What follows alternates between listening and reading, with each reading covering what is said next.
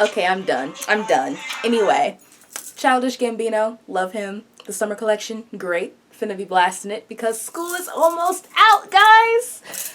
I'm so excited and I cannot wait because not only does this mean I'll have more free time to do whatever, this means I will have more time to actually read a book I care about. So, what I'm doing for you guys today is showing you the first part of my summer TBR. Now, last summer I read 14 books or 15 or something like that. I'm trying to double that or see how much I can really fit in. And those were just like normal average books. They weren't manga or graphic novels or poetry collections. So I'm going to just stick what I can in there to kind of fill up this space. And I'm going to try and read as much as I can, as fast as I can, at least to the point where I can still enjoy it. But without further ado, we can get into it. So, my first book I have is Red Winter by Annette Marie. Now, this is a self-published book, and it is Japanese. It's like basically, it's like takes place in the feudal Japanese era or something like that. I don't really think it's historical, but it's basically a Japanese fantasy, and it's about this girl who's supposed to be a vessel for a goddess who her people worship. And so she's being trained all her life for this goddess to come and inhibit her body, and something pops off to where she's like, I don't want you here. I don't want you in, like, she's like, I don't want you here. I don't want to be your vessel. I don't want to do this anymore. And so, she has to flee and fight and do all these things. And she also has the help of a creature called a yokai. Now, yokai are Japanese spirits or creatures or animals. I don't really remember. I really don't remember. But either way, they're like humanoid creatures that are like part animal. And from what I've seen, because also y'all, this book has art in it, so it's gorgeous. This creature that she befriends, he's like a fox spirit. And I can't remember the name, a kitsune. He's from the kitsune clan because all these yokais have different clans for their type of species or their group. I don't really know the correct terminology, but regardless, she's friends with one of them, and there's like kamigakari in this book and all these different spirits and gods and goddesses, and she's just, life fantasy here. And it's a trilogy. Now, luckily for me, I was able to catch this book on sale, the physical copy, for like $12. So if you want physical copies, I recommend getting on Amazon and watching them a lot, because it's been on my list for like I think 2 years now, and it was always like 16 or $17, and I'm like, I don't pay full price for books. No, I don't do this.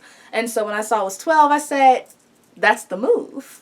And so that's how I ended up with this. But if you want physical copies, just beware. They're very pricey. They're very expensive. So if you want one, watch them. Go to a used bookstore or find like a used seller. That's your best bet, especially when you're a cheapskate like me. But moving on, the next book I have is The Voice in My Head by Dana L. Davis. And this book is about a girl whose sister contracts cancer, and shortly after she finds out her sister has a few, like I think 6 months to live or something like that, she's gonna die. But then this girl, she starts hearing this voice in her head, and she believes that it's God. And this voice in her head, who she believes is God, tells her to take her sister to this exact location at this exact day, and that if she does, she'll live. But the only problem is it's not a location like take her to Starbucks on 3rd Street. It's like this remote location in the middle of some type of nature space. I don't know. I don't think wilderness is the correct word because it's not like out in the middle of nowhere, but it's like some type of rock formation, if I remember correctly. And basically, it's about this girl trying to take her sister and her family on this road trip in the hopes that she'll be able to save her sister from dying.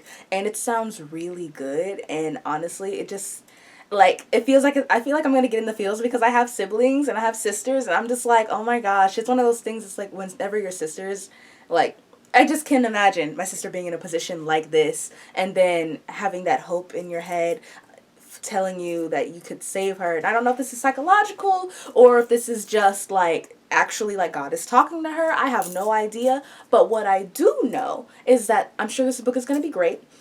because not only is it written by an amazing black author, because we got to promote black excellence on my channel, guys, I can't help it, but it's also the author who wrote the book Tiffany Sly Lives Here Now, which I don't think I've talked about on my channel yet, but I read it a few months ago and I really, really enjoyed it. It was just like one of those, I randomly picked up the audiobook and I started listening to it like, oh, whatever, I'm gonna read 10 pages and put it back on the shelf. No, I wanted to keep going, and that actually was in the middle of the school year when I'm like in the heat of all this work, and I still said, you know, I was like, man, forget this work, I'm about to read this book, and I did, and it was great. So I'm hoping this book is the same for me, and I don't know what to expect, but I hope it's great, and I'm pretty sure it will be. So yes.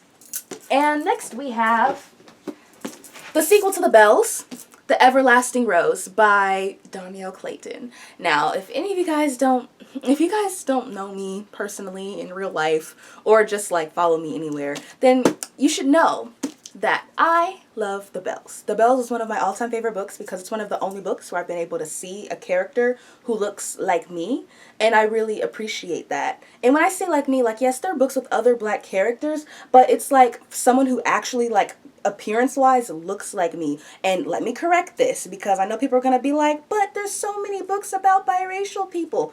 First, your girl is not biracial. I am black.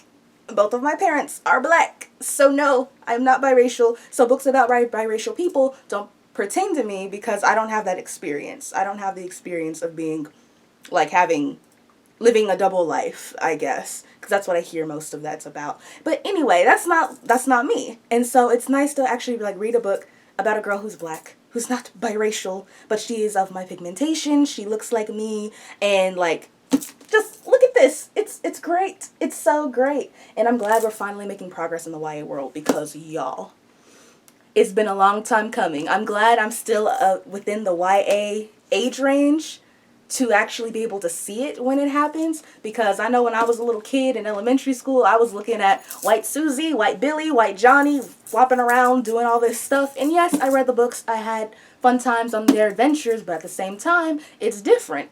I mean, but anyway, that's a different video. That's a different future discussion video where we talk about diversity and how representation matters, especially to the young child. But back to the book. It's the sequel of The Bells. I'm not going to say anything about it because it's a sequel.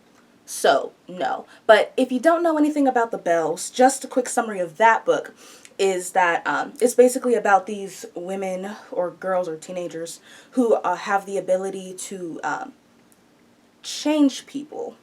And when I say change, I mean, like, they can change everything. They can change your hair, your skin color, your eye color, your body type. You can be thick one day, you can be as skinny as a twig the next day. Like that, they have that type of power. And it's just what they do, and that's their jobs. They're trained from little girls to control their power and be able to use it for everyone in the world of Orleans. And it's really cool, and I really enjoy it. Now, I'm kind of salty. You know, I enjoy it though, because, like, this book is, like, super small and skinny, and when I first saw it, I was like, why is this book so tiny? How is this, like, I don't know if this is a conclusion or if this is just a continuation, but either way, this book is too small for my taste. Like, I waited so long for this book, and it's this big, and maybe it'll satisfy me, but I feel like I need, like, 1,000 more pages, but that's just me. Anyway, moving on to our next book. I have Black Enough by a ton of amazing black authors, and it's all put together or edited by E.B. Zoboy, who wrote American Street. Now, basically, I mean, it's just like stories of being black enough in America from, like, different black authors in the YA community and people who are coming out into the YA community. So it's really cool, and there's lots of different stories in here, and in case you can't tell, like, all those names there, that's a ton of people involved in this book. So I'm so excited to read it because I'm curious to see what each person does and what it's like, because there's so much stigma in the black community about like being black enough, or like too black, or not, like it's too much. It's a lot to talk about. But regardless, I'm interested to see about this, because I just feel like this is one of those reads that's just empowering to yourself, and it's like, do you, don't worry about anyone telling you you have to be like this or that, or you're not black enough, or if you're too black, like just be yourself. And I feel like this is going to be one of those types of books. I'm not 100% sure because I haven't read it yet, but that's my guess. Next I have Americana by Chimamanda Ngozi Adichie. Now, in case you haven't heard of this queen, look up her stuff. She has so many books. I had to read Purple Hibiscus, which is her first novel, I believe, for my English class, and that was the best book we read all year. So yeah, that's why I had to get Americana, because even though this book is big as heck, I still am super excited for it. And this one is basically about this girl and this guy who immigrate from Nigeria, I believe. Yeah, from Nigeria to America. And it's basically about their lives there. And I think the guy she goes with, it's like, there's an issue. Oh, I don't think he can get in. I think there's an issue about him getting into America, because when they're coming, it's post 9/11. And so, there's all these issues with like everyone who's like not white being labeled as a terrorist, and so it turns out that he ends up in London, but he's undocumented there, and it's like their communication and like her story while she's in America and everything that's going on. And I'm just really looking forward to it, because I started reading the first couple of pages and I was like, same thing with the last book, I was like, oh, I'm probably gonna read 10 pages, I'm gonna put it down and then eventually do it when I have more time. No, I wanted to keep reading this book, and I'm just like, yes, all the black literature is coming through, and I'm so glad about it. But yes, definitely on my summer TBR, definitely one I wanted to sit down and enjoy, and yeah, I think the summer is the perfect time for this beauty right here. Now we have Sorcery of Thorns by Margaret Rogerson. And this book is basically in a world where wizards, wizards, sorcerers, that's the word choice in this book, where the sorcerers are evil and books are monsters, literal monsters. Like, you let that book loose and it's just gonna go eat people, apparently. Like, that's what I'm getting from this. And yeah, actually, yeah, that's exactly what it is. They turn into, and I quote, grotesque monsters. So yes, the books are monsters and sorcerers are evil, and then you got this girl who works at a library, and she ends up working with a sorcerer because she accidentally lets a book out or something, and she's accused of treason, sent to face justice in the Capitol, blah blah blah, laws, all that. And then yeah, she finds out that both of these two, this girl, like this librarian girl and a sorcerer, stumble upon a conspiracy that's centuries old, mind you, and they're trying to figure out what's going on, I guess. And I guess it's something so big because it says it's a secret, a conspiracy that could set the great library up in flames. Ooh. So there is that, and I'm looking forward to it. Oh, it also says, and the world along with them. So I take it, not just the libraries, but the world and everybody else. So this must be some pretty big magical type mess.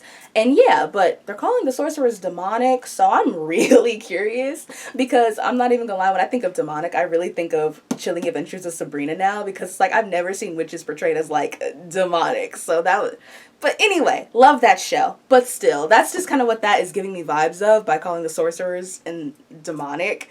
But that's the parallel I find. You might find something different. But either way, this book isn't out yet. It comes out, oh, well, it says May 2019 on this spine, but I think it comes out May 24th or something like that.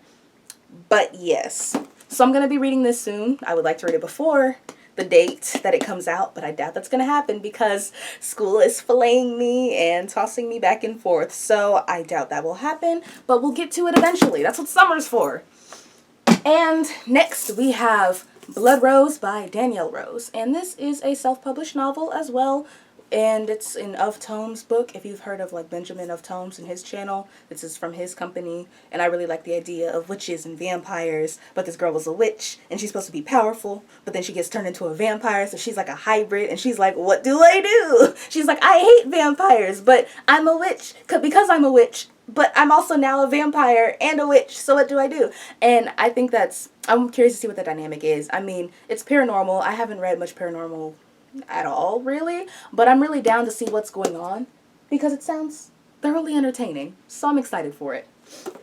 And finally, one of the books I've been waiting for so long, it is The Blazing Star by Imani Josie. Now, this book is another example of Black excellence, so let me tell you about this. This is a story in which two sisters and a random freshman in high school gets sucked back. I don't know. Anyway, they end up in ancient Egypt and they find out stuff about they're just in ancient Egypt, but basically they get transferred back to ancient Egypt due to like something, I don't know the magic, but either way it was like a school trip and they touched like a scarab or some type of artifact, and then homegirl passed out, but then the next day she went back to the place. I don't know if she touched it again or not, but she got transferred back and she took her sister and some random freshman chick with them, and it's shenanigans and monsters are chasing them throughout this ancient Egyptian setting. And I'm really curious because, guys, it makes me so mad when I see ancient Egypt portrayed with a ton of white people. Now, this bothers me because Egypt is in Africa, and on all their hieroglyphics and their paintings and their art and their everything, the stuff that they painted back then, they're like black. They're black people. They're Africans. And I'm like, why? Like, why are you making them white? None of them were pasty. I'm pretty sure none of them were pasty. So I'm just like, what are you doing here? And it's so rare to actually find representation with black people in ancient Egypt. It's like Hollywood or authors or whoever just feels like that's some type of, I don't know, some type of plague. Nobody wants to touch that or mess with that. And so that's why I'm ready to read this book. And I've been so excited for it for the longest because I'm ready for a victory. Like, literally, I just want to see black people, black teenage girls going on an adventure in ancient Egypt. Just because. I guess stuff will get explained later, but either way, I'm looking forward to it. And they're supposed to be linked to the past for some reason. I don't know exactly why, but they're linked to the past, which is probably why monsters are chasing them and stuff. But either way, whatever this gorgeous book has in store, I'm going to be here for it. I'm going to read it, and that's it. Period. So, there you have it, guys. That is all for my part 1 of my summer TBR. Now stick around for part 2, which will probably be coming in a week or so. I'm not 100% sure, but we'll see. So I'll see you guys next time. Bye.